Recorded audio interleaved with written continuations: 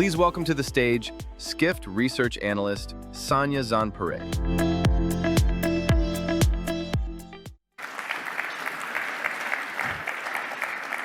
Thank you for being here. As you're all aware, India is the fastest growing outbound travel market in the world. But today, I'm not here to tell you that India is big.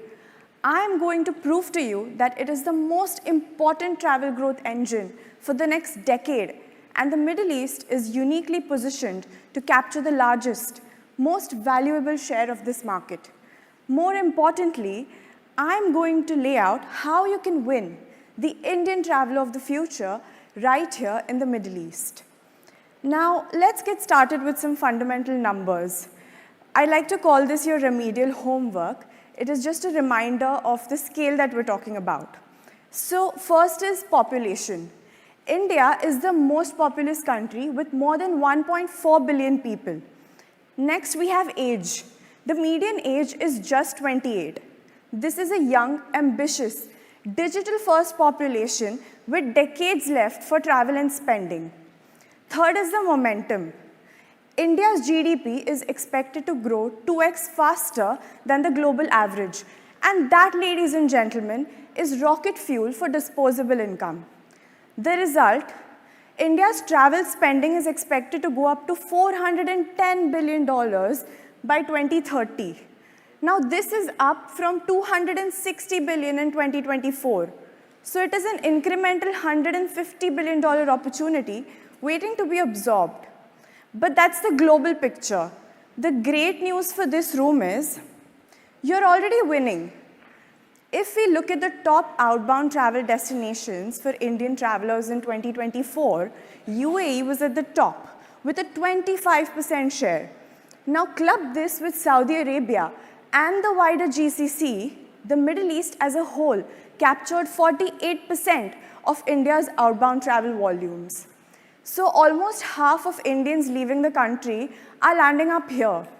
So why this market dominance? We like to call this the frictionless advantage, built on 4 pillars: proximity, policy, connectivity, and cultural familiarity. Now, proximity is key. Like the slide shows, it takes me approximately the same amount of time to take a flight from Mumbai to Abu Dhabi or Dubai as it would to take a domestic flight from Delhi to Bangalore. So this proximity makes the Middle East more like a weekend destination for Indian travelers. Now, with great connectivity and great policy, the barrier is gone. The decision to travel here is quite easy. But beyond the logistics, it is also about cultural familiarity. Be it the similar spices in the two cuisines, the universal appeal of Bollywood, or the shared aesthetics, the average Indian feels at home when in the Gulf. As a result, the Middle East has done really well attracting the mass population from India. So the first part of capitalizing on the dynamic growth from India is retaining the mass population as they grow and mature. And here's the reason why. The middle class share of India's population is expected to go from a third to 38% by 2031. More and more families are crossing the threshold into the discretionary travel market. They are going from being value seekers to being experience seekers. They want to take their families abroad, they want that vacation, and most importantly, they want to spend. So retaining the mass population is quite foundational. But things are changing, and quite rapidly. If volume was the story of the last decade, value is the story of the next. To truly capitalize on the dynamic growth from India, we think that the Middle East must also secure the high-value traveler. And we have identified 3 key niches: luxury, weddings, and life tourism. Now, let's start by talking money. India adds a new millionaire household every 30 minutes. Just think about that. Think about the number of millionaires India produced just by the time you had breakfast this morning. So this growing wealth has also led to a boom in the luxury retail market. which is projected to go from $8 billion in 2024 to $14 billion by 2032. And the Middle East is perfectly placed to capture a share of this market. Now just imagine if a traveler could easily fly in here, shop tax-free, stay at the best hotels, dine at the best restaurants. The luxury income is locked in right there. Next is my favorite and the most iconic, the big fat Indian wedding. Now, we all know that these are grand, multi-day affairs that bring in extended family and friends. And a new trend is coming up where high net worth Indian couples like to travel abroad to exotic destinations to tie the knot.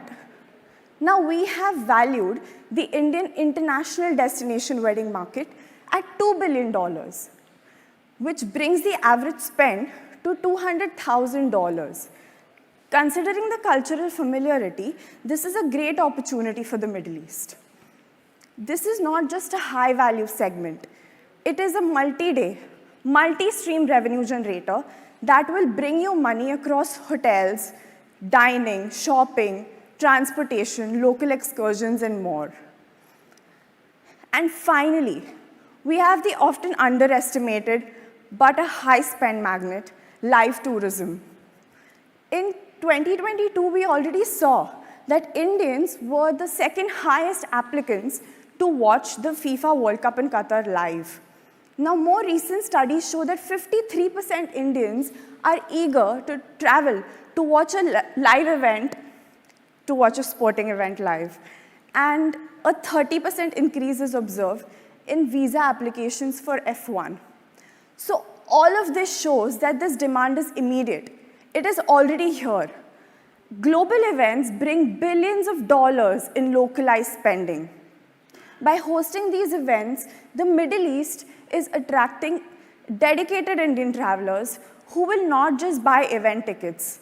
They will buy the hotel room, airline ticket, dine, shop, and so much more. Now, to wrap up, we have seen the evidence. It is overwhelming.